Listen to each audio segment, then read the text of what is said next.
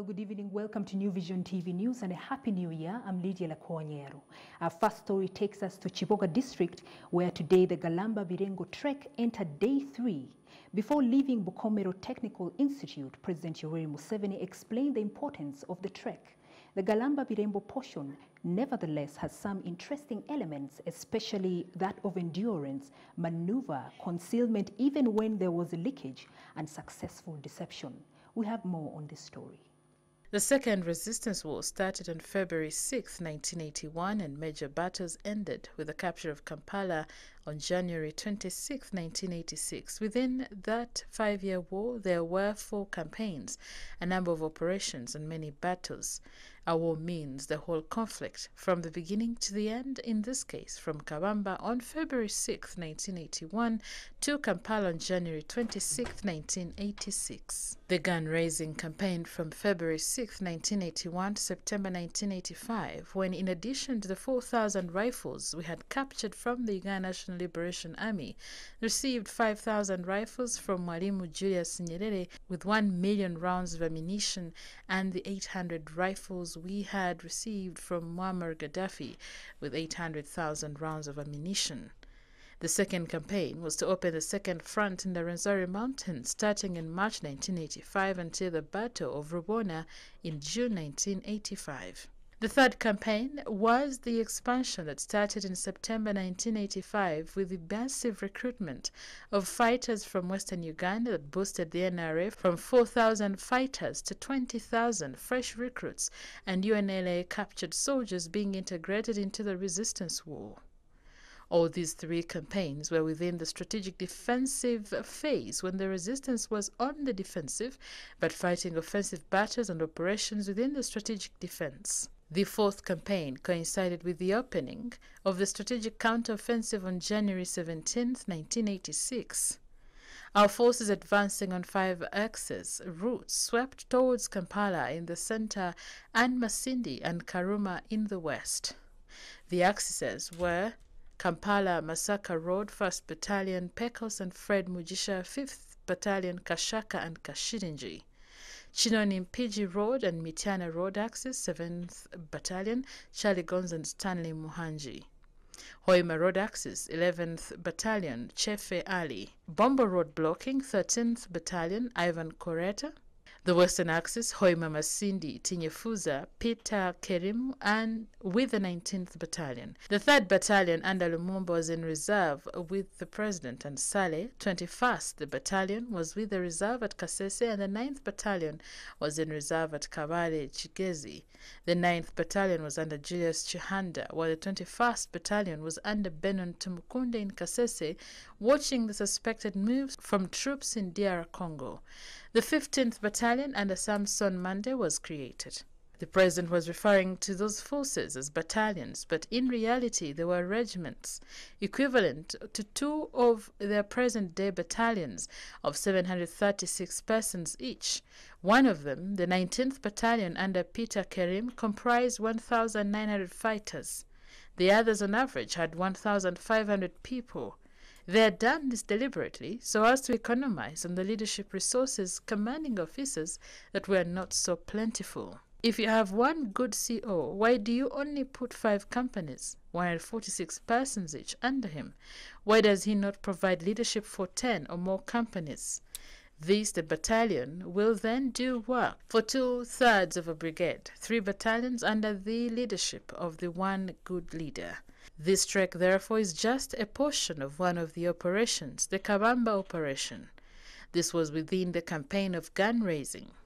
The operation started on December 22, 1985 at Sebuguzi, involving 1,500 fighters, armed and unarmed. The President says he personally oversaw this operation with Saleh as the operational commander of the force. This was the mobile brigade, comprised of 1st, 3rd and 5th battalions with a lot of commandos and armed fighters. Kabamba 3 was aimed at capturing the rifles that Fronasa had handed to the UNLA following the merger after the defeat of Idi Amin in 1979. Twice they had unsuccessfully tried to capture these guns, on the 6th of February 1981 and again in Safari 50 of 1983 April-May. On February 20th, 1984, they successfully captured 760 rifles and a lot of other weapons from Masindi, boosting the gun level of the NRA from 600 guns to about 1,400. On June 30th, 1984, they attacked Hoima and got another 60 or so rifles. They were now aiming for the guns of Kabamba. The reconnaissance had been done smartly by Mugume Chaga, assisted by an insider, Tindibachira. The president says, however, decided to postpone the operation from about November 1984 to a later date because one of the cadres, Katabara, came with Eria Kategaya and Ivan Koreta from Nairobi and told the president that he had established a peace dialogue with his military college mate, Kagata Namiti, along with Paulo Mwanga, who was vice president of Obote. He wanted to allow him pursue the peace talks in Kampala. The president says, my question to him was, why Kampala? Why not Nairobi or elsewhere? Katabara, however, was very firm that he was sure there would be no harm to him even in Kampala. Of course, I also had a lingering idea in my head about the idiocy and futility of even the confused UPC killing a peace envoy. It would not affect the struggle at all. Why would anybody do it? I therefore allowed Katabara to go to Kampala and also came with a very large force, 1,500 that we had prepared to attack Kabamba, to Galamba to be near Kampala so that Katabara could come back and consult us from nearby. Galamba is only 17 miles from Kampala if you use the main road. We must have arrived there at the beginning of December 1984.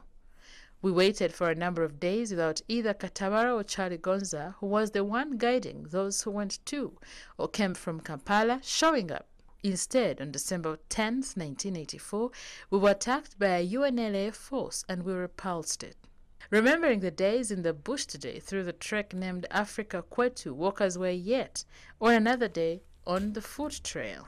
Today, the trekkers managed to climb Kagogo Hill and they managed to move 17 kilometers that add up to 85 kilometers, which they have moved so far.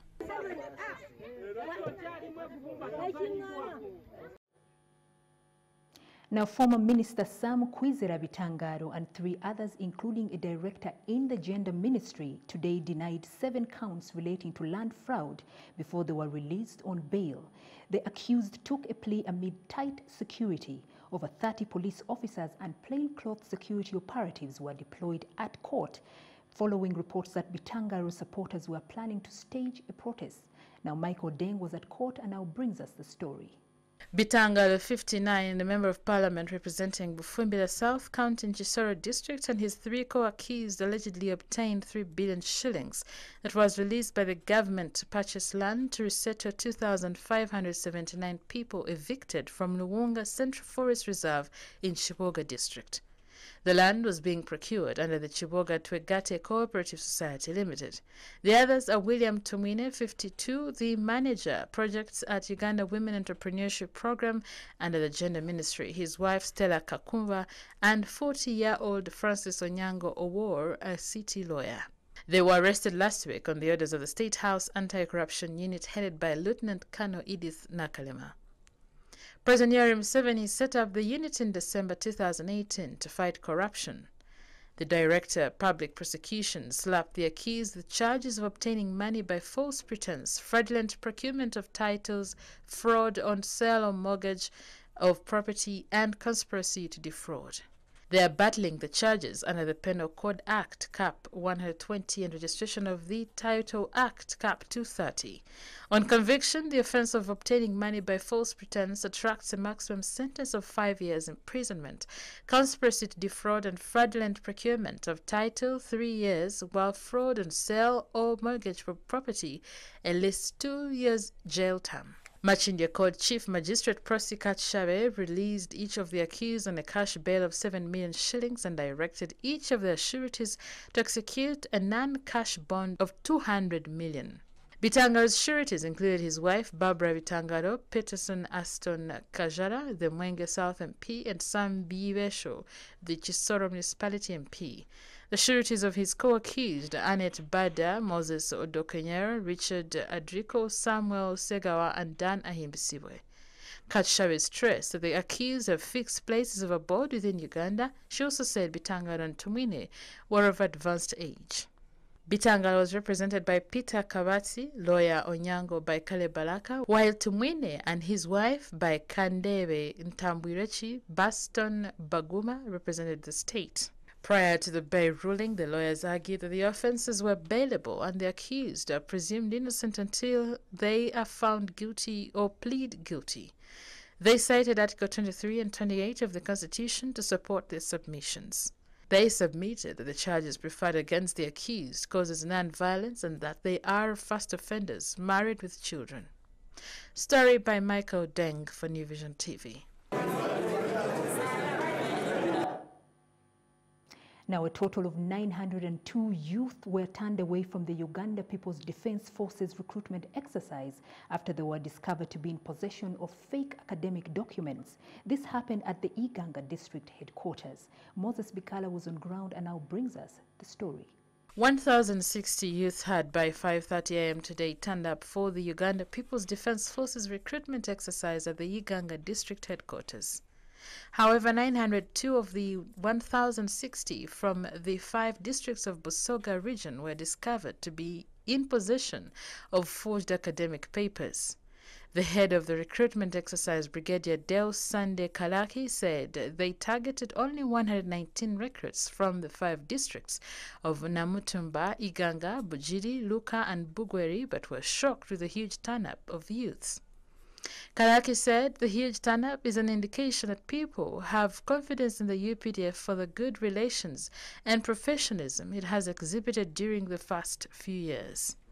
He said others were thrown out after discovering they had lacked national identification cards, while some had ailments like skin diseases, besides could not pass the medical test like physical exercises that involved running for over 10 kilometers under the sun. The Uganda People's Third Division spokesman, Telesofori Turiamanya, said successful participants should be in possession of an advanced level certificate, besides should be between the ages of 18 to 35. Turiamanya said recruits who had earlier passed the test shed tears after being thrown out later on grounds they had some skin diseases like ringworm. Some of the recruits who failed to make it, while speaking on condition of anonymity, accused the supervisors of denying them basing on simple issues. We have been seeing people recruited into the force before, but why is it that now they're asking us hard questions? One of them asked majority of those who had been blocked from the recruitment exercise were citing rushing to the resident district commissioner Iganga, Eva Kwesiga, for help in vain. The resident district commissioner, Eva Kwesiga, urged youths who failed in the recruitment exercise to enroll for vocational courses to ensure they become responsible citizens in future. Kwesiga appeals to parents to ensure they educate their children and avoid embarrassments, especially when applying for job opportunities. The biggest number of these young men and women have lost out on joining the force because they came here with forged academic papers. She said those with forged academic papers were lucky not to have been arrested by the Uganda People's Defence Forces soldiers. We'll take a break, and when we return, we'll have more stories.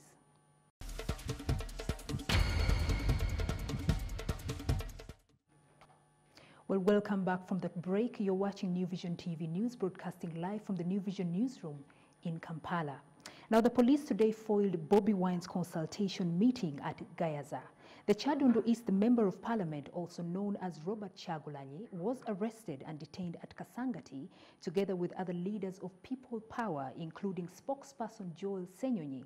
Kyagulanyi was given a go-ahead by the Uganda Electoral Commission chairperson, Justice Simon Byabakama, in December last month to hold his countrywide consultative meetings.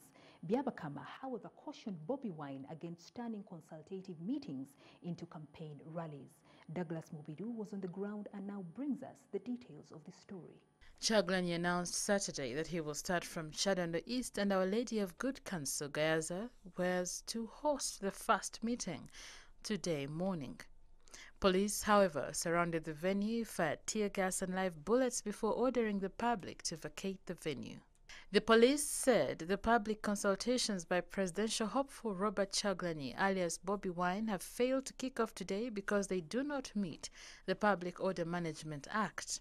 This was today revealed by the police spokesperson Fred Enanga at a police weekly briefing held at the police headquarters in Naguru. According to the police, Kyagulanyi, Chadondo East legislator, who also dabbles as the People Power Pressure Group leader, is using the consultations as a tool of upfront campaigns which conflict the Electoral Commission roadmap. Enanga said that although he claims he met all the legal requirements by the Electoral Commission, they would like to inform the public that the provisions in the Public Order Management Act were not fully met. He said 3 legislators and 13 people have been detained, having arrested them for disobeying lawful orders. The arrested legislators include Robert Kyagulanyi, Latif Sebagala, Osman Basaira, and 13 other delegates. However, Enanga denied accusations from political actors and groups that the police was favouring some political parties and oppressing the opposition. In the past, the police have warned opposition politicians that all events must all comply with the Public Order Management Act. And now we'll have In Business News with Lynn Komugisha.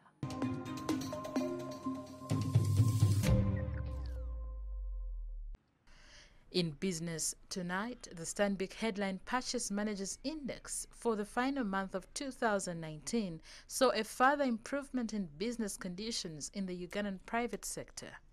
Although the headline PMI recorded 57.7 in December, slightly down from 58.6 in November, private sector players surveyed reported a general improvement in business conditions. The latest reading was above the average since the series began in June 2016. According to the survey report, rises in output and new orders resulted in ongoing increases in both staffing levels and purchasing activity as firms made efforts to keep on top of workloads. Meanwhile, both input prices and output charges continued to rise. The survey has been conducted since June 2016 and covers the agriculture, industry, construction, wholesale and retail, and service sectors. Output increased in 4 of the 5 monitored sectors, the exception being agriculture. Taxes on internet have been the biggest challenge to achieving digital inclusion and low data costs. While reviewing the business environment, particularly in the telecom sector in 2019, the Airtel managing director said that whereas the telecom sector has tried to reduce data prices, achieving affordable data prices and digital inclusion remains difficult because of the current structure of the tax regime. He said that VAT, value-added tax, excise duty, and OTT, over-the-top tax, the tax on internet access, is over 50%. Despite lowering data bundles, consumers are still burdened with these taxes, directly affecting digital inclusion, noting that despite all these challenges, Uganda is digitally ready to leap. The government last year implemented the controversial over-the-top tax, which requires Ugandans to at least pay 200 shillings every day in order to access some websites, many of which are social media sites.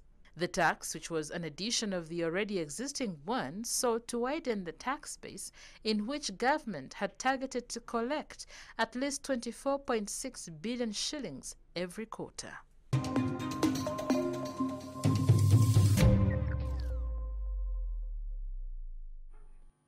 Well, thank you, Lynn Komugisha, for the In Business News. And now in our special report, should the corrupt be pardoned?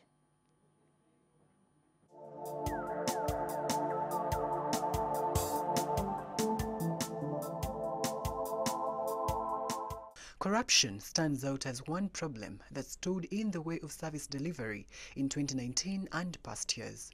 It is still a big problem. When we go to Kamuli and Kayunga, we have relatives there.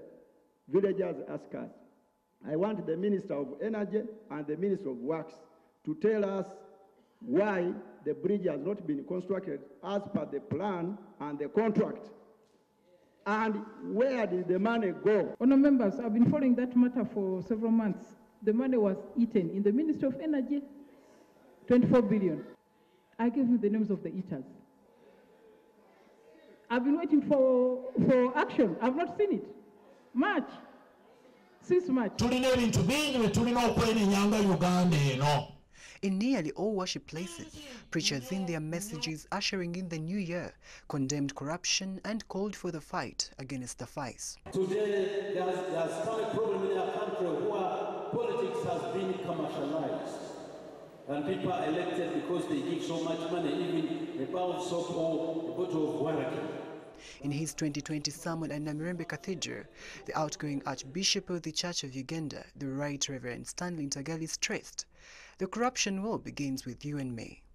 If you're not corrupt, you can preach the gospel against corruption because you will have broken a part of the corruption chain." Uganda has a major problem of corruption, and take it from me, it is greed, it is selfishness, self-centeredness that has given birth to what we call corruption as a symptom. Let us see what is that is making Ugandans so self-centered that they are not caring about their country and promoting the good wealth of our country. Stories of an unaccounted for, diverted and stolen public funds have been reported by the media. And stories of poor service delivery severely affecting the people and sometimes resulting in death are also reported and linked to corruption. Several anti-graft agencies are working, but the problem seems insurmountable. So corruption is a symptom. It's not the real thing we are handling. We need to deal with greed. Many people have become self-centered. They are greedy. They want to satisfy themselves and therefore become corrupt. The positive thing is many agree that corruption is evil and must be dealt with. But it is hard to figure out the corrupt's views. They probably consider themselves as smart and think their fraudulent acts cannot be detected.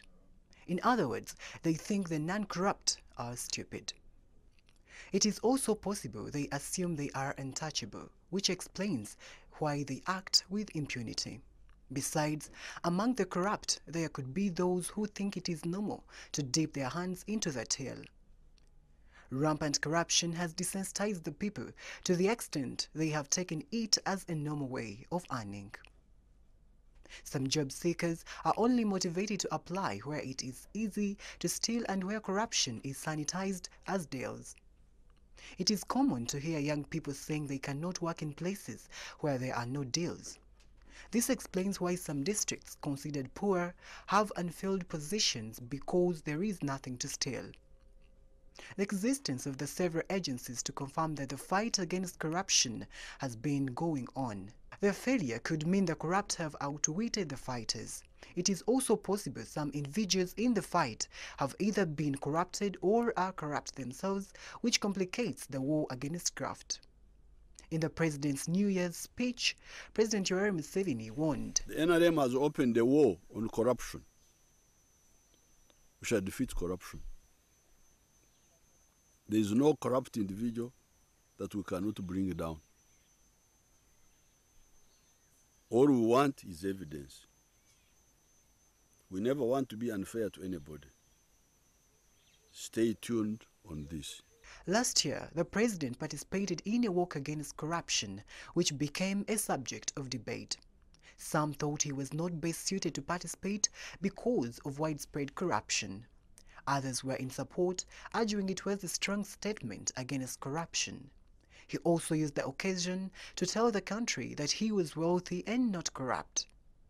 As part of the war against corruption, other leaders and public servants are yet to come out and make the same statement publicly. If this happened, the corrupt, if they actually know they are, would be identified by their silence. When the National Resistance Movement NRM took power in 1986, the fight against corruption and misuse of power was and still is on the 10-point program, which is a specifically thought-out checklist for fundamental change. In the early years of the NRM in power, there were few stories about corruption. Maybe there was nothing to steal or it was underreported. As the stories grew over the years, coincidentally, with the economy improving and a more prying media, the government responded by setting up anti-corruption measures, including a fully fledged court to deal with related cases. Now, with corruption persisting, it is time to consider conditional amnesty for the corrupt. In Uganda's history, since 1986, armed rebels fighting to topple the government have been offered amnesty upon denouncing rebellion. These include fighters of all dissident groups, including the Holy Spirit movement led by Alice Lakwena, Joseph Kony's Lord's Resistance Army, and Peter Otai's Uganda People's Army. The amnesty partly contributed to ending the rebellion in Uganda, as the perpetrators found it easy landing ground. Similarly, pardoning the corrupt could contribute to fighting graft. It would involve making a law prescribing confession as a precondition for pardon. All those who have stolen public funds publicly confess, show how much and how they stole and used the money. As part of the amnesty, property accumulated from the ill-gotten money is confiscated by the state. There are some similarities between rebels and the corrupt. Rebels ended people's lives, destroyed properties, and disrupted development. The corrupt acts denied people services, leading to poor health, death, and constricting development overall. Besides confession and pardon, spot checks on people's properties and asking for instant declarations could be another weapon to fight the evil. With many agencies and various methods, the war against corruption can be intensified and won.